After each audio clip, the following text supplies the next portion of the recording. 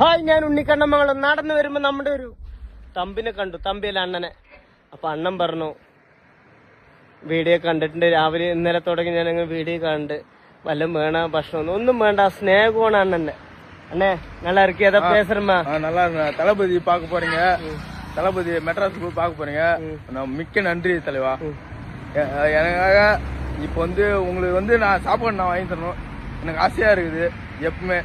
எப்பவுமே வாங்கி தரணும். தளபதி ரசிகர் நீங்க நடந்து போறீங்க, அது எங்கிருந்து வரணும் எனக்கு தெரியல. ஆனா மெட்ராஸ் போறீங்க, கேரளான்னு வருதானே? கேரளா இருந்து வரீங்க. எனக்கு பார்த்து நல்லா போன போது உங்களுக்கு நான் சாப்பாடு வாங்கி தரேன். அவ்வளவுதான். சாப்பாடൊന്നും വേണം, அந்த പാസം പോതും.